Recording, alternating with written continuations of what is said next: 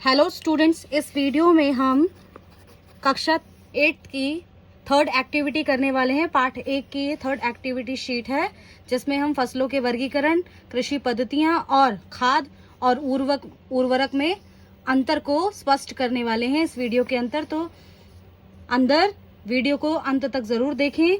खेल खेल में सीखें। 2 बर्तन लें जिसमें थोड़ी मिट्टी हो, एक में कुछ सूखे पत्ते और दूसरे में केले के छिलके डालें और इसके बाद ऊपर से थोड़ी मिट्टी फैलाएं।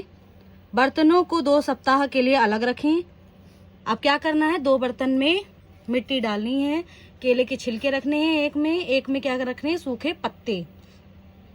2 सप्ताह के लिए दोनों बर्तनों को अलग अलग रखना है। फिर मिट्टी की ऊपरी परत को हटा देना है। पत्तियों और केलों के छिलकों में जो बदलाव आएगा उसका अवलोकन कर हमें इस लाइंस में लिखना है। तो क्या हुआ था, 2 सप्ताह बाद मिट्टी में होने की वजह से पत्तियां और केले के छिलकों का विघटन हो गया था। क्या हो गया था? विघटन हो गया था, जिसे हम क्या कहते हैं, खाद कहते हैं।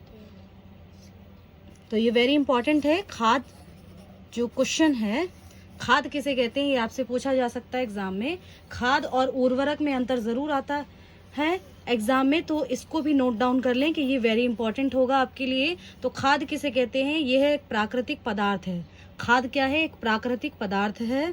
यह खेतों में बनाई जा सकती है। तो खाद क्या होता है? खेतों में हम बना सकते हैं।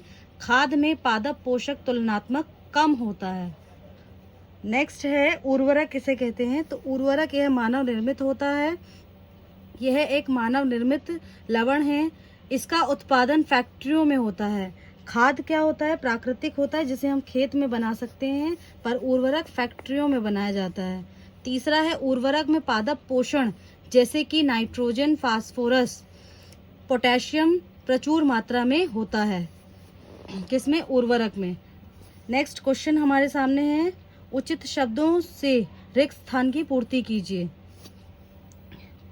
पहला है यूरिया उर्वरक का उदाहरण है। तो यूरिया किसका उदाहरण है? उर्वरक का। फलीदार पौधों की जड़ों में राइजोबियम जीवाणु या बैक्टीरिया मौजूद होते हैं। किसमें? पौधों की जड़ों में। तीसरा है ग, तो इसमें कहा गया है खरपतवार को नियंत्रित करने के लिए जिन रसायनों का प्रयोग किया जाता है उन्हें क्या कहा जाता है? खरपतवार नाशी कहा जाता है उन्हें। खरपतवार नाशी कहा जाता है। तो अनाज के भंडारण से पहले अनाज को ठीक से क्या किया जाता है? सूखा होने दिया जाता है। अगला है सूखे डैश का प्रयोग घर पर खाद्यान्न भंडारण के लिए किया जाता है। तो इसमें होगा नीम के पत्ते। नीम के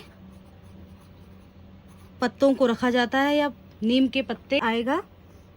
सूखे नीम के पत्ते का प्रयोग घर में क्या होता है कि खाद का भंडारण जो हम रख लेते हैं, सूखा सामान जो रखते हैं, उसमें नीम के पत्तों का उपयोग किया जाता है रखने के लिए, स्टोर करने के लिए। अगला प्रश्न हमारे सामने है, जंतुओं से प्राप्त भोजन के बारे में निम्नलिखित तालिका की पूरा करना है। तो भोजन और उसका स्रोत क्या होता है? जैसे दूध हमें किस किस स्रोतों से मिलता है? तो गाय, भैंस और बकरी इसका उत्तर होगा। इसमें आप फिल करेंगे। अंडे किससे मिलते हैं? तो मुर्गी से। शहद, मधुमक्खी, मछली से ही हमें प्राप्त होती है। अगला प्रश्न है हमारे सामने, फसल उत्पादन का प्रवाह चित्र बनाने के लिए निम्नलिखित बक्सों को उचित क्रम में व्यवस्थित करें। अब क्या होता है, क्या करना है हमें कि इन जो शब्द हैं चित्र से उठाकर व्यवस्थित स्थान पर क्रमबद्ध तरीके से हमें लिखना है, सही तरीके से।